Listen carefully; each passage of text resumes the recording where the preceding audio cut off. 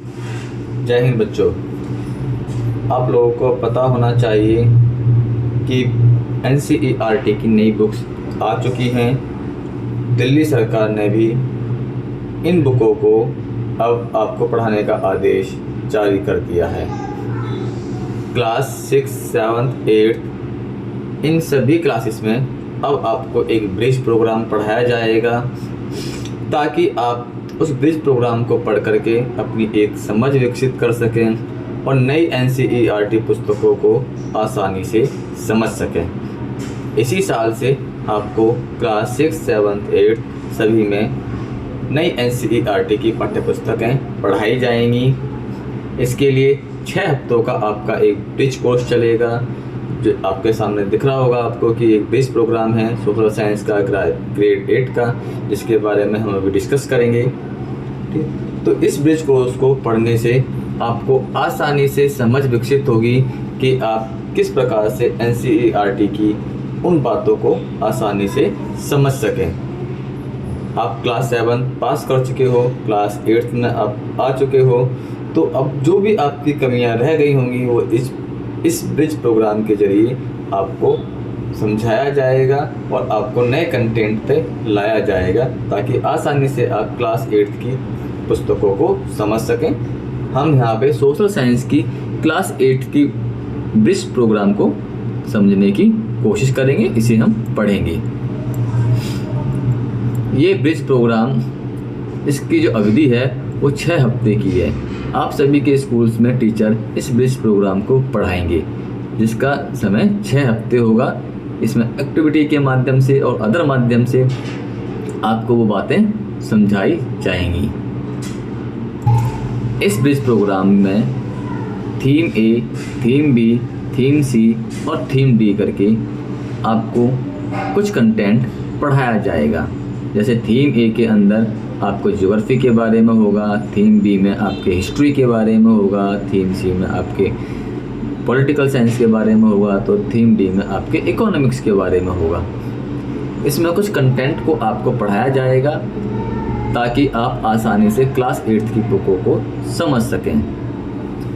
हम theme A की बात करेंगे। थीम A के जो टॉपिक हैं वो 2 टॉपिक हैं, इंडियन एग्रीकल्चर एंड सॉइल्स और दूसरा है ह्यूमन रिसोर्सेज। हम इन दोनों को ही अपने थीम A के टॉपिक में पढ़ेंगे। जैसे हम बात करते हैं कि इसके अंदर जो पेडोलॉजी होगी, आप इसे इंटरनेट के माध्यम से आपको जो बुक्स पढ़ाई जाएंगी या टीचर्स के माध्यम से आपको कुछ ट्रिप के माध्यम से या कुछ आपको जो है मटेरियल दिखा करके, यानी जिस तरीके से भी आप समझ सको, टीचर एक्टिविटी के माध्यम से आपको समझाने की कोशिश करेगा कि ये चीज़ें किस प्रकार से हैं। हम इसमें पहले हम देखेंगे इंडियन एग्रीकल्चर और सॉइल। देखिए, इसके अंदर जो है कि हम ज्योग्राफी को किस तरीके से समझेंगे। अगर आप ज्योग्राफी को एक बोझ बना लेते हो, एक रटने की प्रक्रिया से ज्योग्राफी को सीखने का प्रयास करते हो, तो आप ज्योग्राफी को कुछ देर के लिए याद तो कर सकते हैं लेकिन सीख नहीं सकते। ज्योग्राफी आपके चारों तरफ है, आप चारों तरफ ज्योग्राफी को देखिए। हमारे यहाँ ये मिट्टी है, तो ऐसी मिट्टी का कारण क्या है, ये मिट्टी क्यों है हमारे यहाँ ये पेड़ पौधे हैं, ये फसलें हैं, तो ये फसलें यहाँ क्यों बोई जाती हैं। हमारे आज गर्मी ज़्यादा है, तो आज गर्मी ज़्यादा क्यों है, कल बारिश आने का कारण क्या है, हवाएं तेज़ चलने का कारण क्या है। तो जो भी आप देख रहे हो, हमारे यहाँ ये फसलें खाई जाती हैं, ये खाने खाए जाते हैं, तो यही क्यों खाए जाते हैं, क्या अदर जगह पर भी यही खाने खाए जाते हैं। हमारे यहाँ रोटियाँ खाई जाती हैं, साउथ में हम जाएंगे वहाँ इडली सांभर वड़ा इनका ज़्यादा फोकस है, जबकि ईस्ट में खाने का अलग व्यवहार है। तो हर जगह के खाने अलग हैं, क्यों हैं, क्या उसका प्रकृति से कोई कनेक्शन है। अगर आपके अंदर ये सवाल करने की व्यवस्था आ जाए कि अभी तो गर्मी थी और अभी एकदम से बारिश का मौसम हुआ, क्यों हुआ, बारिश का मौसम इन दिनों में क्यों होता है या गर्मी का मौसम इन दिनों में क्यों होता है, तो अगर हम इन सभी सवालों के जब जवाब आप खोजने का प्रयास करेंगे तो आप आसानी से ज्योग्राफी को सीख सकते हैं। तो इसके लिए कोई अलग से आपके दिमाग में जब ये सवाल उठने चालू हो जाएंगे तब आप आसानी से ज्योग्राफी को सीख सकते हैं, समझ सकते हैं। आपकी जो नई NCERT बुकें आई हैं NEP के माध्यम से, NEP का मुख्य उद्देश्य यही है कि वो आपकी समझ पैदा कर सके। आप रटे नहीं, बल्कि आपकी समझ पैदा हो। तो आइए अब हम इसी कड़ी में चलते हैं। तो हम ये देखेंगे इंडियन एग्रीकल्चर के बारे में और उसकी सॉइल के बारे में। तो यहाँ पे एक छोटा सा असेसमेंट का क्विज दे रखा है। ठीक है, भारत में आप जहाँ भी फसलें देखते हो तो उन फसलों के बारे में आपको जानकारी है, मिट्टी कैसी है।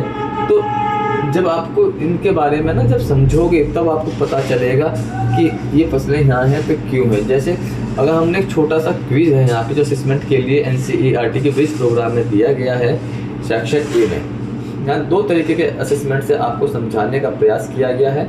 एक सेक्शन A में क्विज रखा गया है और सेक्शन इसका जो B है वो क्वेश्चन है डिस्कशन के लिए। ठीक, इसकी डिटेल आपको फिर जब NCERT की पाठ्य पुस्तकें आ जाएंगी और आपके क्लास में वो चीज़ें पढ़ाई जाएंगी। हम सेक्शन A की बात करते हैं क्विज प्रोग्राम की। जैसे इसमें 3 क्वेश्चन दे रखे हैं, जैसे which of the following crop is a rabi crop, यानी कि इसमें से कौन सी रबी क्रॉप है।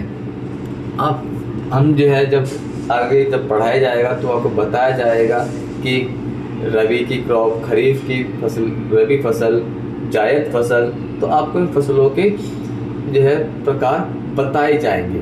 रबी क्रॉप वो क्रॉप होती है, यानी रबी की फसल वह फसल होती है जो सर्दियों की शुरुआत होने पर बोई जाती है और ये पूरी सर्दी में ग्रो होती है यानी बढ़ती है और गर्मियों के आने से पहले ये काट ली जाती है। आमतौर पर रबी की फसल जब कट कर के घर पर आती है तो उसके सेलिब्रेशन में त्यौहार जो हम मनाते हैं तो वो होली का त्यौहार भी हम मनाते हैं, कई जगह बैसाखी का। तो वो अपने अपने रीजन के अनुसार ये अलग अलग त्यौहार मनाए जाते हैं। तो यहाँ पे जो फसल है वो है ऐसी, इसमें बाजरा, सॉरी गेहूँ, इसमें हम जो फसल लेंगे वो फसल है यहाँ पे गेहूँ। गेहूँ की फसल आमतौर पर मार्च के लास्ट वीक में और अप्रैल के मिड अप्रैल यानी कि अप्रैल के शुरुआत में ये चीज़ें फसलें काट ली जाती हैं, गेहूँ की फसल काट ली जाती है। तो और ये अक्टूबर नवंबर में जगह के अनुसार थोड़ा सा आगे पीछे बोया जाता है। तो और अप्रैल तक आते आते फसल काट ली जाती है। तो ये रबी क्रॉप है। और रबी के बाद में जब क्रॉप यानी फसल कट चुकी है और नई फसल जब बोई जाएगी वो आपकी जब गर्मियों के बरसात के दिन आएंगे।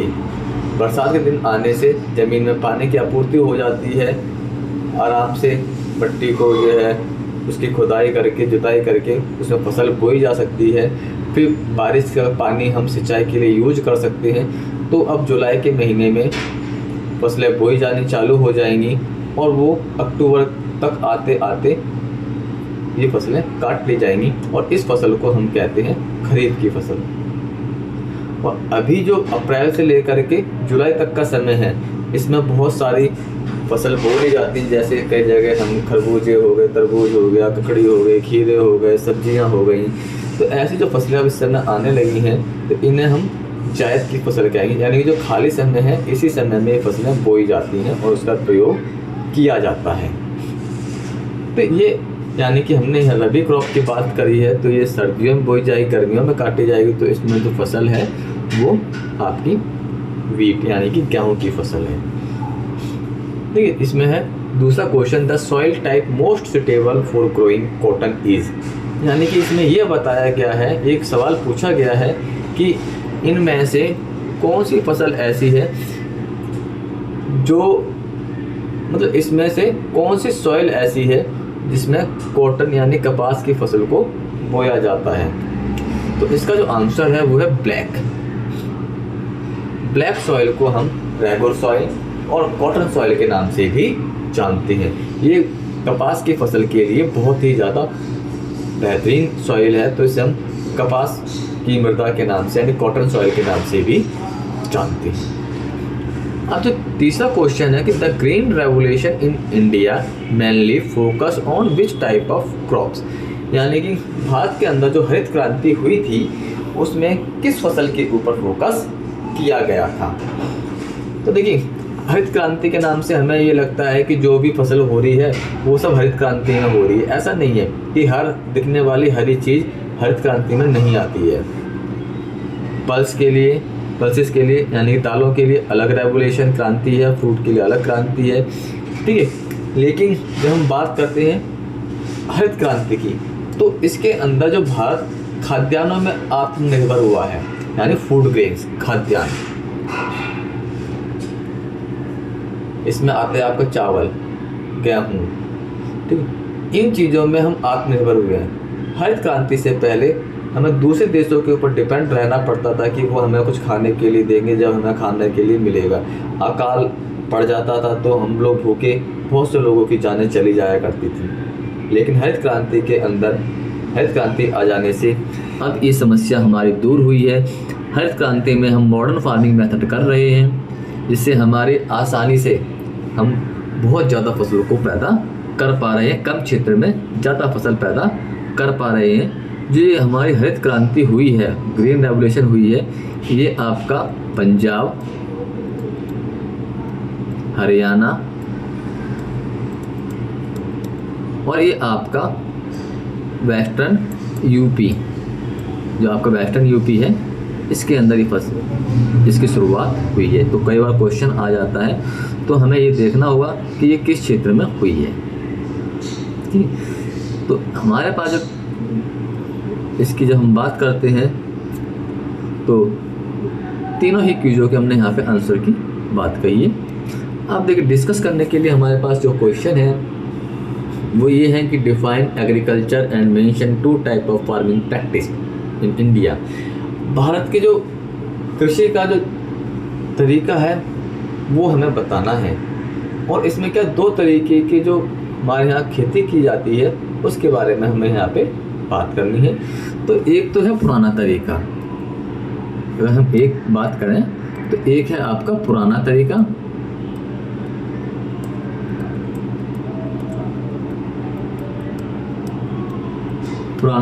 है, इसे हम कहते हैं प्रिमिटिव सब्सटेंस फार्मिंग, यानी कि पुराने तरीके से खाद्यान्नों की जो खेती की जाती है इसे कहते हैं प्रिमिटिव सब्सटेंस फार्मिंग। इसमें हम क्या करते हैं, इसमें हम खेती करते हैं हल से, बैल से, खुदाई जो जुताई करते हैं वो बैल से और हल के जरिए करते हैं। फिर हम बात करते हैं कि हमारे पास अच्छे बीज नहीं होते हैं, तो वो बीज ज़्यादा जगह में बोए जाते हैं लेकिन उत्पादन वो बहुत कम देते हैं।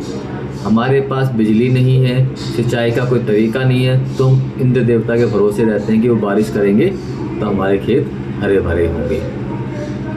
हमारे पास फसल खराब हो गई, कीड़ों ने खा ली, तो हमारे पास कीड़ों को मारने के लिए कोई भी तरीका नहीं है, तो हमारी फसलों की दिक्कत हो जाती है। अब हम बात करेंगे दूसरे तरीके पे, जो हमारा नया तरीका है, इसे हम कहते हैं इंटेंसिव सब्सटेंस फार्मिंग, यानी एक नया तरीका। इसके अंदर क्या हो गया है कि अब हम हल से, बैल से हम खेत की जुताई नहीं करते हैं, हम करते हैं अब ट्रैक्टर के माध्यम से, मशीनरी के माध्यम से। हम फसल को बो भी मशीन के माध्यम से रहे हैं, और जब उसका हार्वेस्ट का यानी कटाई का टाइम आएगा तो वो भी हम मशीनों के जरिए कर रहे हैं। यानी कि हार्वेस्टिंग के टाइम पे यानी कटाई के टाइम पे जब हम अपने दाने निकाल रहे हैं तो उसमें वो ज़्यादा फसल हमारी बर्बाद नहीं होती है, ठीक है। दूसरी जो हम बात कर रहे हैं कि अब हम इंद्र देवता के भरोसे भी नहीं बैठ रहे हैं, अब हमारे पास बिजली भी है, हमारे पास सिंचाई के अन्य संसाधन भी हैं। हम ट्यूबवेल के माध्यम से, बेशक जो है बारिश नहीं हो रही है तो हम ट्यूबवेल के माध्यम से पानी निकाल के ज़मीन से हम अपनी फसल को दे सकते हैं और हमारी फसल हरी भरी हो सकती है। अब आप गांव जाओ तो अब आप देख सकते हो कि जिन दिनों में बारिश नहीं हो रही है उन दिनों भी हमारे यहाँ फसल हो रही होती है। अब हमारे पास कीटनाशक भी उपलब्ध है, कीटनाशक से अब हमारी फसल को कीड़े नहीं खा पाते हैं। नई हमारे पास खाद है, यानी कि हम मानव ने जो खाद बनाई है अब वो खाद भी है, और उस खाद के जरिए हम ज़्यादा से ज़्यादा फसलों का उत्पादन कर सकते हैं। ज़्यादा से ज़्यादा हम खेत अपनी फसल को उगा सकते हैं। हमारे पास अब नए अच्छे बीज भी हैं जिसे हम कहते हैं HYV सीड्स। हम उन्हें HYV सीड्स के नाम से जानते हैं, HYV सीड। अब HYV सीड्स जो हमारे हैं, इसके माध्यम से ये बीज बहुत अच्छा उत्पादन करते हैं। कम जगह पर एक बीज बहुत बड़ी मात्रा में उत्पादन कर सकता है, और अब इस बीज के माध्यम से हम कम जगह में कई गुना ज़्यादा उत्पादन कर सकते हैं। तो ये दो तरीके हो गए। अब इसे देखा होगा, अब हम लोग है ना HYV सीड्स के माध्यम से इतना ज़्यादा उत्पादन करते हैं कि नए मॉडर्न फार्मिंग मेथड को अपना करके, नई खेती के माध्यम को अपना करके हम इतना ज़्यादा उत्पादन करते हैं कि अब हमारी बढ़ती हुई जनसंख्या का भी हम पेट पाल रहे हैं और दुनिया में भी हम इसे अब निर्यात कर रहे हैं। ठीक, अब इसमें जो क्वेश्चन नंबर 2 है, जिसे हम कहते हैं why is crop rotation important for maintaining soil fertility. यानी कि हम जो हमारी जो क्रॉप पैटर्न यानी कि जो खेती का तरीका है, उससे अगर हम रोटेट करते हैं कि इस बार हमने गेहूं की फसल ली है तो उसकी अगली बार हमें दालों की फसल लेनी है, या उसकी अगली बार हमें ये वाली फसल करनी है, यानी फसलों को अगर हम बदलते रहते हैं तो हमारी ज़मीन का जो उपजाऊपन है वो बना रहता है। हमें ये इसलिए करना चाहिए, हमें फसलों का ये प्रकाश इतना ध्यान रखना चाहिए कि हम कोई फसल बो रहे हैं तो उसके बाद में हम एक ऐसी फसल बोनी चाहिए जो ज़मीन के अंदर न्यूट्रिएंट्स को दोबारा से भर दे। जैसे कि हम बात करते हैं, मान लीजिए हमने गेहूँ उगाए, गेहूँ के बाद में अगर हमने कोई दाल की फसल उगा देते हैं, इनकी जड़ों में राइजोबियम होता है, तो राइजोबियम के होने से वो फसल के ज़मीन के अंदर नाइट्रोजन को फुलफिल कर देता है, जिससे ज़मीन की जो उपजाऊपन है वो बढ़ जाता है।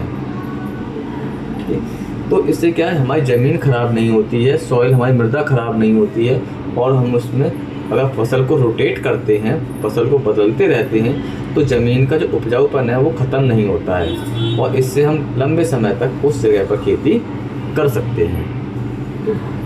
अब तीसरा जो क्वेश्चन डिस्कस करने के लिए, discuss any 2 challenges faced by the Indian farmer. यानी हमें उन चुनौतियों को यहाँ पे डिस्कस करना है, 2 चुनौतियों को जो हमारे फार्मर आमतौर पे फेस कर रहे हैं, उनके सामने आती हैं वो चुनौतियाँ। जैसे सबसे बड़ी चुनौती तो हमारे फार्मर्स के सामने ये है कि वो फसल बोते हैं लेकिन उनको उनकी फसल का सही दाम नहीं मिल पाता है। फसल का सही दाम ना मिलने के कारण उनकी फसल का सही दाम ना मिलने के कारण किसान आत्महत्या तक कर लेते हैं। वो अपना पैसा फसल उगाने में लगा देते हैं, लेकिन जब उनकी फसल का सही रेट नहीं मिलता है तो ये एक बहुत बड़ी समस्या है किसानों के सामने।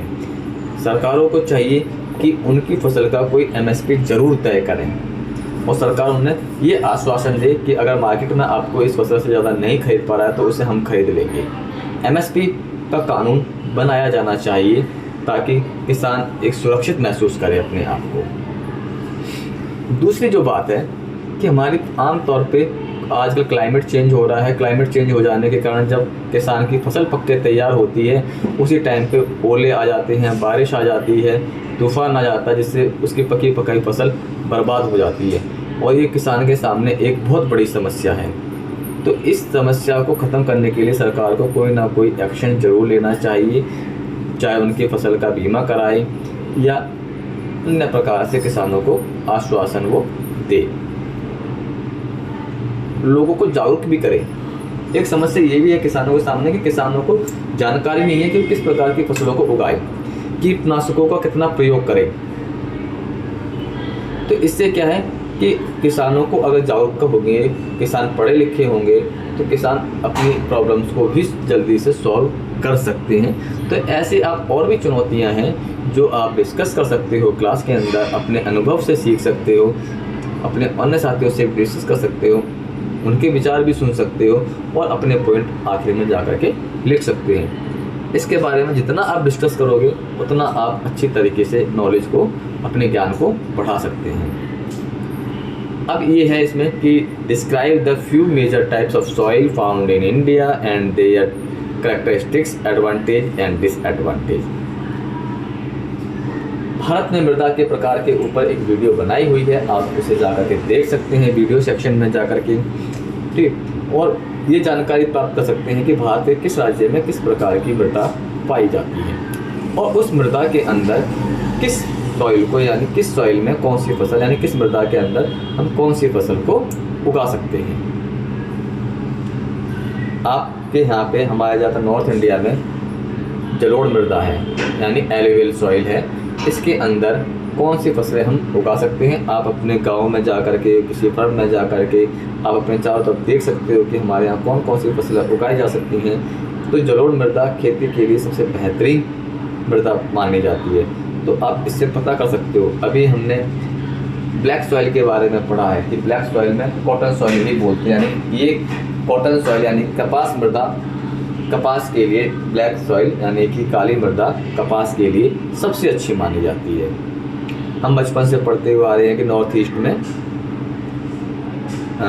चाय की खेती बहुत होती है, वहाँ लेटराइट सॉइल है, तो हमें ये पता लग जाता है कि चाय की खेती के लिए या नट्स की खेती के लिए लेटराइट बहुत अच्छी जो है मिट्टी है, ठीक है। और आप अधिक जानकारी के लिए जो मृदा का एक वीडियो बना रखा है उसे आप ज़रूर देखें। अगली वीडियो में हम बात करेंगे थीम ए के ह्यूमन रिसोर्स की।